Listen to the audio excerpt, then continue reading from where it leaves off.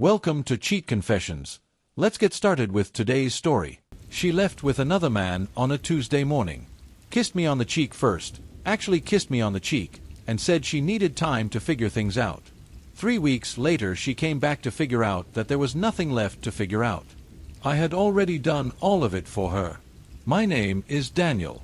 I'm 36 years old. I have spent the last 7 years building a life with a woman named Rachel. Shared apartment, shared finances, shared plans for a future that felt real and deliberate and chosen. I work in architectural design. I'm methodical by nature. I solve problems by mapping them out clearly, identifying what needs to change, and executing without second-guessing myself. That instinct saved me. The man's name was Connor. Rachel had met him through a mutual friend about 4 months before any of this happened. I noticed the shift in her behavior before I understood the cause. She was distant in the way people become distant when their attention has moved somewhere else. Less present at dinner. Phone face down more often than it used to be. Conversations that felt surface level when they had always gone deeper. I asked her directly whether something was wrong between us. She said she was just stressed from work. I accepted that. I shouldn't have. The morning she left, she came into the kitchen while I was making coffee and told me she needed space. That she had been feeling confused. That she and Connor were going away for a few weeks to figure out what they were to each other, and she needed me to give her that time. She said it calmly, reasonably, like she was proposing a scheduling adjustment. I asked her to repeat what she had just said. She repeated it. Same tone. I put down my coffee cup, looked at her for a long moment. Then I said, "Okay, go figure it out." She seemed slightly surprised that I didn't argue. She kissed me on the cheek, genuinely, naturally, like muscle memory.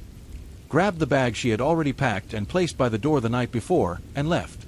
I stood in the kitchen listening to the sound of her car pulling out of the building. Then I opened my laptop and started making a list. I want to be clear about something. I wasn't strategic in a cold or calculated way. I was just honest with myself in a way I should have been weeks earlier. When Rachel walked out the door to spend time with another man and told me to give her space to figure out what she wanted, she had already answered the question she claimed to be figuring out. You don't pack a bag and leave with someone unless you have already made a decision. The figuring out part was theater. The decision had been made before she said a word to me. So I made mine. I started with the finances. We had a joint account that I contributed to significantly more than she did. I moved my portion into a personal account I opened that morning. Not all of it. I left what was hers and a small buffer for shared bills still pending. Clean and documented. Then I called my name off the lease renewal. We were 2 months from our annual renewal date. I contacted the building manager and explained I would not be renewing jointly. I would be renewing alone, or I would be vacating and she could take over the lease herself. He noted it and said he would need written confirmation before the deadline. I documented everything in our shared apartment that was mine. Furniture I had brought in. Electronics I had purchased. Items given to me specifically. I photographed everything, organized it by room, and saved it to a secure folder. I called a friend who had been through a similar situation 2 years earlier. He gave me the name of a lawyer, just in case. I made an appointment. Then I called my mother. Not to vent or to get sympathy. Just to tell her what had happened, factually, so that the people close to me understood the situation without hearing a revised version from Rachel's side first. By the time I went to bed that Tuesday night, the same night she had left, most of the significant decisions had been made. Not out of anger. Out of clarity. She had given me 3 weeks of her absence as a gift I hadn't asked for. I used every day of it. The first week, nobody from Rachel's side reached out. I took that as confirmation. If this had genuinely been a moment of confusion, something she was working through honestly, someone who loved her would have called to check on the situation, to mediate, to understand both sides. Nobody called. The second week, her friend Melissa texted me. Short and careful. She said Rachel was okay and hoped I was doing all right. I thanked her and said I was fine. She didn't push for more and I didn't offer it. I spent that second week making practical changes. Updated my contact information with my employer. Separated streaming accounts, subscription services, anything that had been linked jointly. changed the passwords on accounts that were primarily mine but that Rachel had access to. I also started going back to the gym. I hadn't been regularly in about 18 months. Life had gotten busy, routine had softened, I had been prioritizing comfort over discipline without really noticing. 3 sessions in that second week. It wasn't about proving anything to anyone. It was about reclaiming something I had let slip. The third week, I had the conversation with my lawyer. She was straightforward and efficient. She outlined what a separation of a long-term relationship without marriage would look like practically. The joint property questions, the account documentation I had already started, the lease situation. She said I was ahead of where most people were when they came to her, because I had already started separating things clearly before emotions complicated the paperwork. I had coffee with 2 friends I hadn't seen in months. People I had gradually spent less time with as my life had organized itself around Rachel's preferences and social circle. Both conversations felt like returning to something I had put down without noticing. By the end of the third week, the apartment was mine in every meaningful way. Her things were still there, I hadn't touched them, hadn't moved them, hadn't done anything dramatic. But the life operating inside that space was entirely mine again. Different rhythm. Different quiet. Different in a way I hadn't expected to feel like relief. Then she called.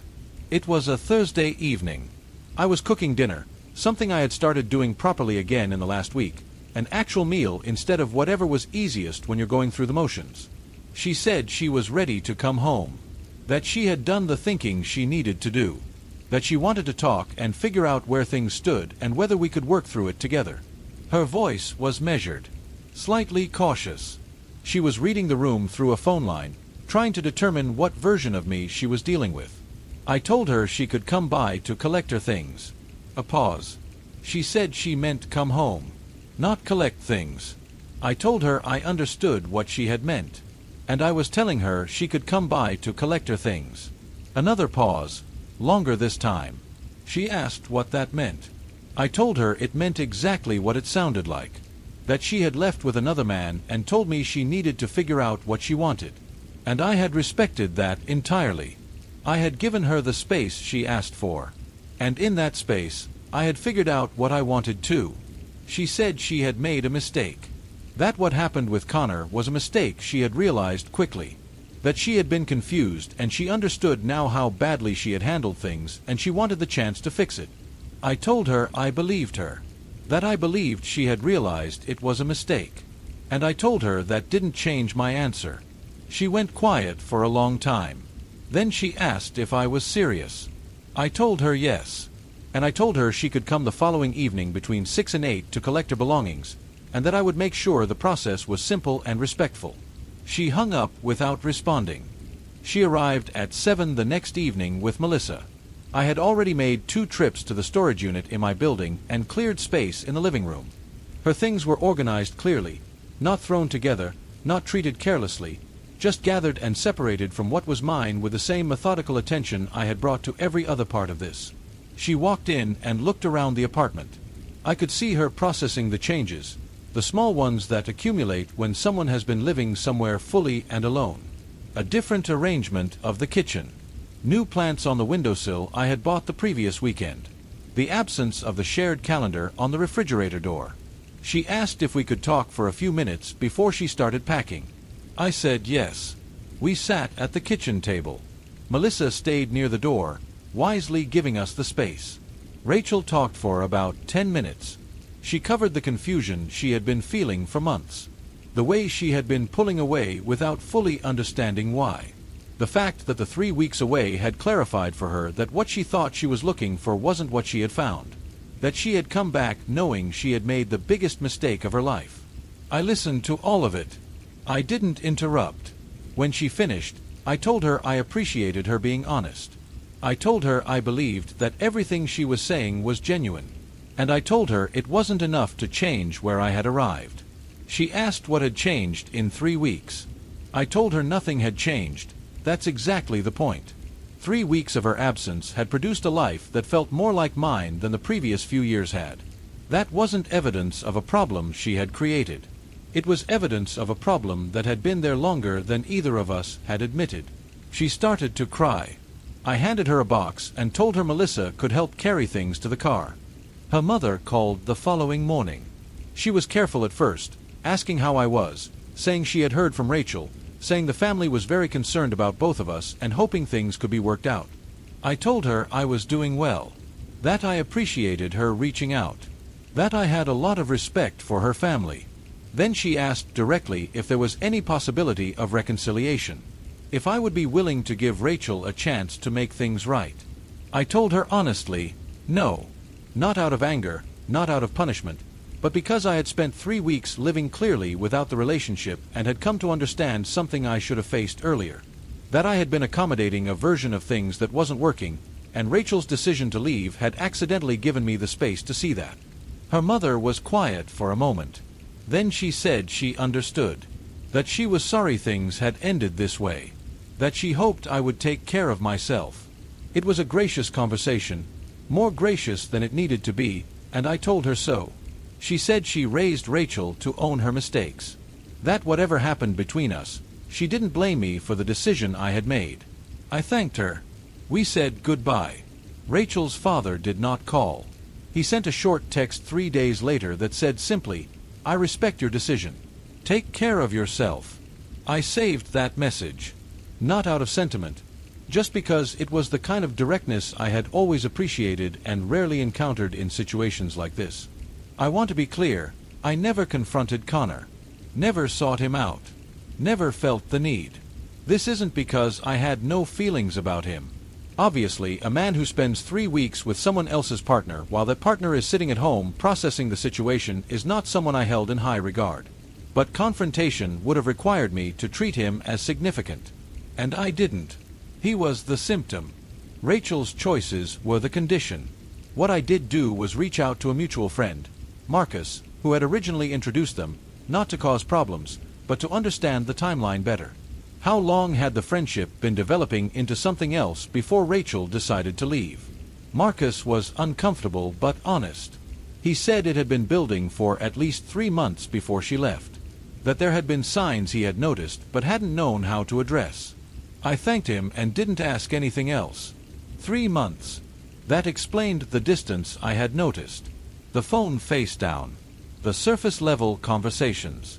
The slight shift in how she was present in the apartment. All of it made more sense now. The affair, if you could call it that, given that she had been at least technically transparent by telling me she was leaving, had been in development for a quarter of the year we had been living together, planning together, talking about the future together. Knowing that didn't change my decision, but it did remove whatever residual guilt I might have felt about how quickly and completely I had moved on. Some things are finished before the conversation that ends them. This was one of those things. 6 months later, the apartment is entirely mine. The lease renewed in my name alone. The furniture I have added since then reflects preferences I hadn't realized I had suppressed. The social calendar is smaller and more intentional. Fewer obligations, more genuine connection. I see Marcus occasionally. We've developed a friendship that exists independently of Rachel or any of that history. He says he respects how I handled everything. I tell him I mostly just tried not to make things worse than they were. Rachel moved in with a friend across the city. From what I understand through the grapevine that exists whether you want it to or not, things with Connor didn't last beyond the 3 weeks. Whatever she had gone looking for either wasn't there or wasn't what she had imagined. By the time she came back to collect her things, that chapter had already ended for her too. I don't know what she has now. I've made a genuine effort not to track it. What I have is simpler than what I had before, and more honest. I'm doing work I find genuinely engaging again. I've rebuilt friendships that had been gradually deprioritized. I've started cooking properly, training regularly, and spending time with my own thoughts without needing to manage someone else's mood or presence or absence. People ask me sometimes if I regret not trying harder. If I should have had the big conversation when she called from wherever she was, challenged her, fought for it, refused to accept the situation so quietly. I tell them the same thing every time. She made a choice when she packed that bag.